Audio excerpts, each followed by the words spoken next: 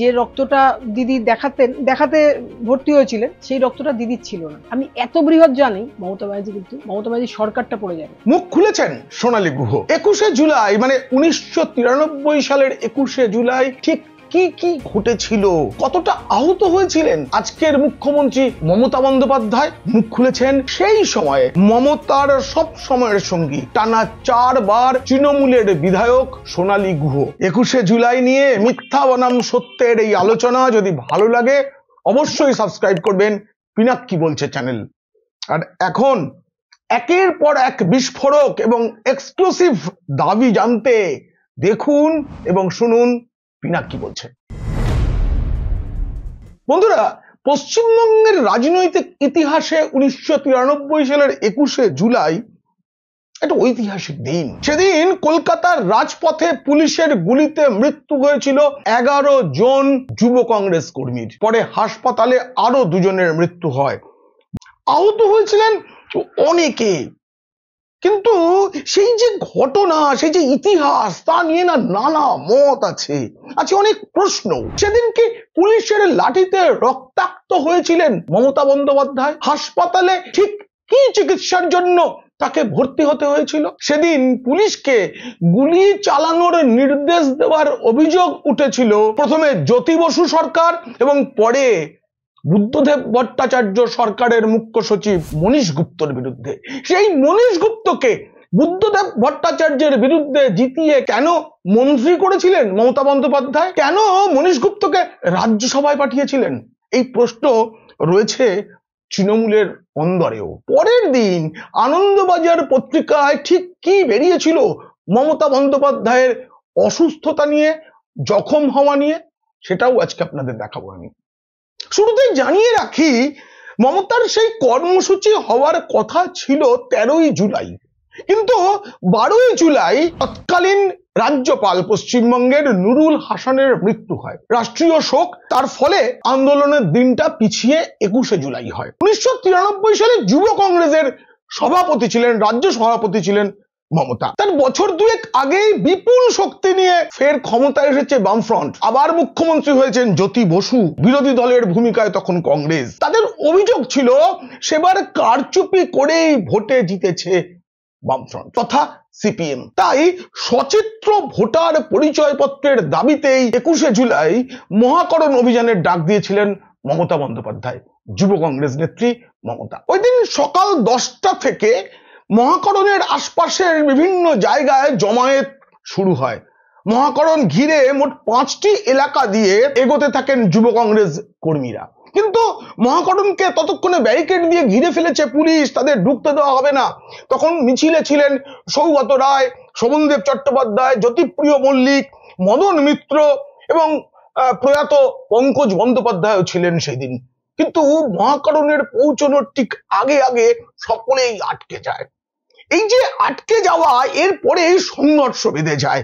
পুলিশকে লক্ষ্য করে ইট ছোড়ার অভিযোগ ওঠে, আর বিক্ষোভকারীদের হঠাতে পুলিশও কাঁদানে গ্যাসের সেল ফাটায় একের পর এক। সেদিন মমতা বন্দ্যোপাধ্যায় জ্যোতি বসুর গাড়ি, মহাকরণ থেকে বাড়ি যাওয়ার পথের গাড়ি আটকে দেওয়ার জন্য তার সতীর্থ মেয়েদের মুসলিম সাজিয়েছিলেন। সেই হিন্দু মেয়েদের মধ্যে ছিলেন সোনালী গুহ। দেখুন, আমাদের তো তখন মুসলমান মেয়ে সাজিয়ে জ্যোতিবাবুর গাড়ি আটকানোর জন্য আমাদেরকে দিদি রিক্রুট করেছিলেন। তারপরে জ্যোতিবাবুর গাড়ি পাস করে গেল। তারপরেই আমি শুনছি আমার ভাই গুলি খেয়েছে। তবে সেদিন মারা যাননি সোনালী গুহর ভাই শেখর গুহ। আসলে শেখর গুহর একটা সবুজ রঙের জামা ছিল, সেদিনই তার এক বন্ধু সেই জামাটি পরতে চান, তাকে দিয়েছিলেন। সেই সবুজ জামা পরা যুবক গুলিবিদ্ধ হয়েছিল, তার ফলে রটে যায় শেখরের গুলি লেগেছে। পরে জানা যায় শেখরের কিছু হয়নি। কিন্তু সেদিন মমতা বন্দ্যোপাধ্যায় কি খুব মার খেয়েছিলেন? প্রশ্নটা শুনে প্রথমে হাসলেন সোনালী, তারপর বললেন মার খেয়েছি না আরো অনেকে, হাজার হাজার কর্মীরা। মদন মিত্র যেমন মার খেয়েছিলেন, পঙ্কজদা যেমন মার খেয়েছিলেন, মিনতি অধিকারীর মাথা ফেটে গেছিল, জটু লাহিড়ী একসময় কেঁদে ফেলেছিলেন, আর উনি মার খেতে পারছেন না। বলছেন মমতা এবার আন্দোলনটাকে তোলো। দিদি তো একরোখা, দিদির একটু একরোখা মনোভাব, সেটা আপনারা জানেন। দিদি বললেন না, জটুদা আপনার মার খেতে কষ্ট হলে আপনি উঠে যান। সকলেরই জানা, তবে খুব সংক্ষেপে সোনালী গুহর পরিচয়টা দেওয়া দরকার।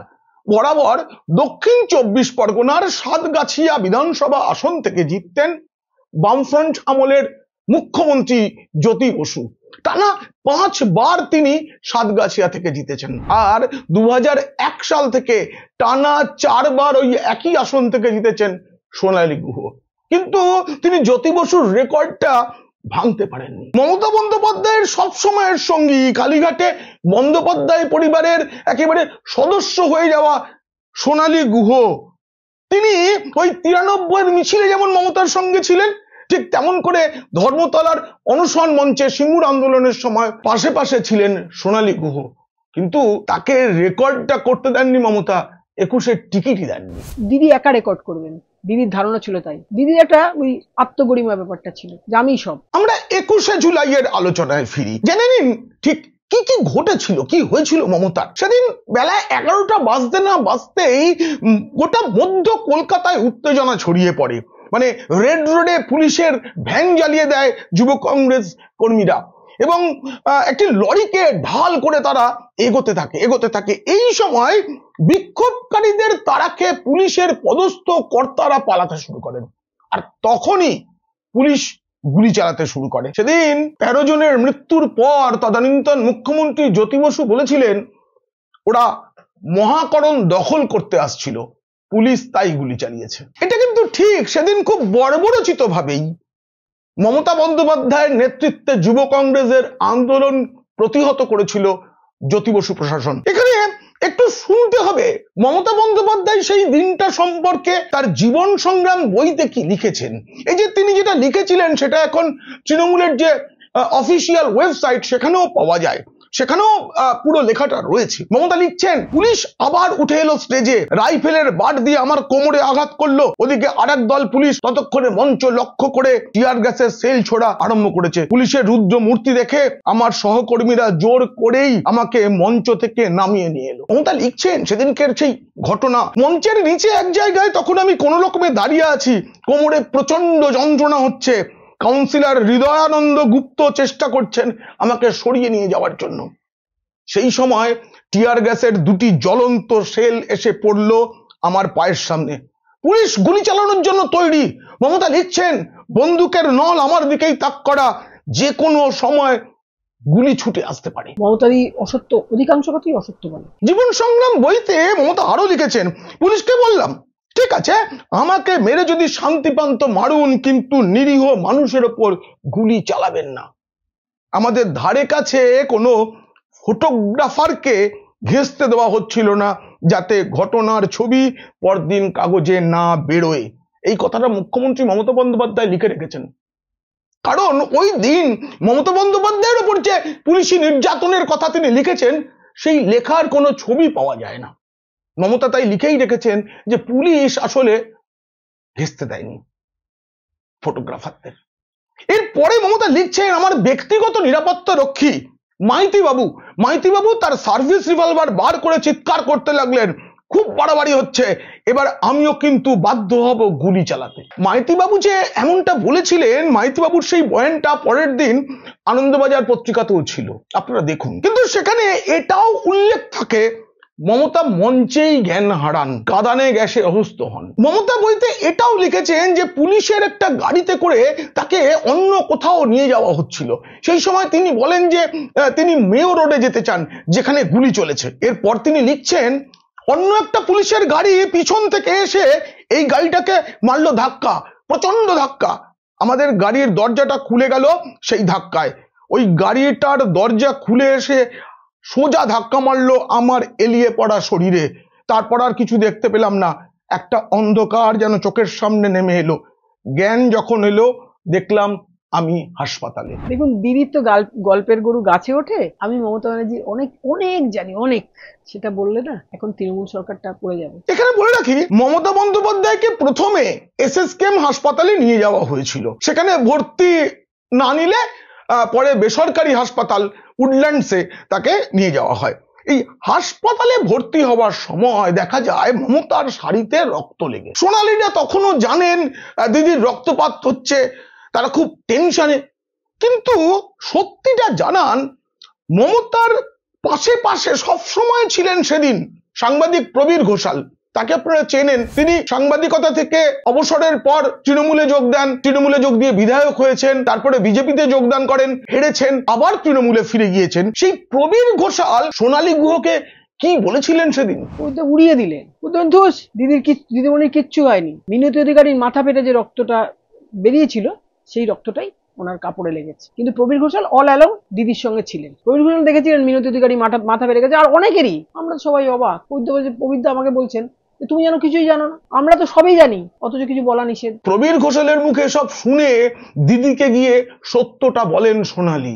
তারপর দিদি কি বললেন, কেন কাঁদলেন? তখন আমি দিদিকে বললাম, দিদি তোমার কিছু হয়নি। বুঝে না দিদি তো ওই রকম না, আমার কিছু হয়েছে, তোরা স্বীকার করছিস না। তবে দিদি সেদিন খুব কেঁদেছিলেন, কারণ দিদির কাছে সেজে আসতো, মানে ওই সমস্ত বিভিন্ন জায়গার কাহিনী টাহিনীগুলো নিয়ে একটা বয়স্ক মানুষ সেজে আসতো। সেই বুড়োটার কোনো খবর কেউ দিতে পারছিল। দিদি হাউ হাউ করে কাঁদলেন। সোনালী বুঝলি, ওই দাদুটা মনে হয় মারা গেছে। এইখানে আপনাদের একটু পরের দিন, মানে 22শে জুলাই 1993 সালের আনন্দবাজার পত্রিকার প্রথম পাতাটা আপনাদের একটু দেখাতে হবে। সেদিনের গোলমালে গুরুতর চোট পেয়ে হাসপাতালে ভর্তি হয়েছিলেন আনন্দবাজার পত্রিকার সাংবাদিক অনিন্দ জানা এবং সেই সঙ্গে চিত্রগ্রাহক রাজীব বসু। এছাড়াও মোট আহত হয়েছিলেন 8 জন সাংবাদিক। তবে সেদিনের আনন্দবাজারে লেখা হয়েছিল, মমতার ঠিক কি হয়েছে তা উডল্যান্ডস হাসপাতাল জানায়নি। হেলথ বুলেটিনে কিছুই ছিল না, ছিল একজন চিকিৎসকের ফোন নাম্বার। বলা হয় তিনি সব জানাবেন, কিন্তু সেই চিকিৎসক আর ফোন ধরেননি। পরের রাতের দিকে হাসপাতাল শুধু ফোনে এইটুকু জানান যে মমতা ভালো আছেন, ইনভেস্টিগেশন চলছে, এর বেশি কিছু বলা যাবে না। শোনা যায় সেদিন তার উপরে আক্রমণ হলেও সে ব্যাপারে মমতা কখনো পুলিশের কাছে কোনো কমপ্লেন করেননি। আরো একটা কথা জানাই, শুধু তো মমতা বন্দ্যোপাধ্যায় নয়, তখন অনেক যুব কংগ্রেস কর্মী জখম হয়েছেন, তারাও বিভিন্ন সরকারি হাসপাতালে ভর্তি হয়েছেন, আর মমতা হয়েছিলেন বেসরকারি উডল্যান্ডসে।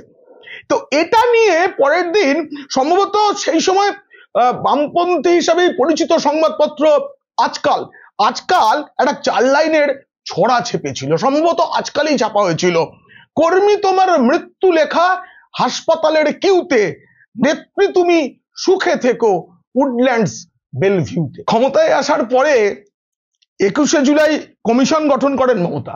সেটাও একটা 21শে জুলাইয়ের মঞ্চ থেকে তিনি ঘোষণা করেছিলেন। কমিশন অনেককেই ডেকেছিল, কিন্তু কমিশনের রিপোর্টটা কি সেটা এখনো খুব স্পষ্ট নয়। কমিশন সাক্ষ্যর জন্য অনেক সাংবাদিককে ডেকেছিল। জ্যোতি বসু বেঁচে ছিলেন না, কিন্তু প্রাক্তন মুখ্যমন্ত্রী বুদ্ধদেব ভট্টাচার্যকে সাক্ষ্য দিতে হয় কমিশনে, কিন্তু সেখানে ডাক পাননি সেদিনের আন্দোলনে মমতার পাশে পাশে থাকা সোনালী গুহ। সেদিন যে পুলিশের আক্রমণ, তার যে মূল আক্রান্ত, প্রধান আক্রান্ত, যার জন্য সবকিছু, সেই মমতা বন্দ্যোপাধ্যায় কি কোনোদিনও 21শে জুলাই কমিশনে সাক্ষ্য দিতে গিয়েছিলেন? এই আলোচনা কেমন লাগলো জানিয়ে অবশ্যই কমেন্ট করবেন, আর ভালো লাগলে বন্ধুদের, খারাপ লাগলে শত্রুদের শেয়ার করবেন। আপনারা সবাই খুব খুব ভালো থাকবেন।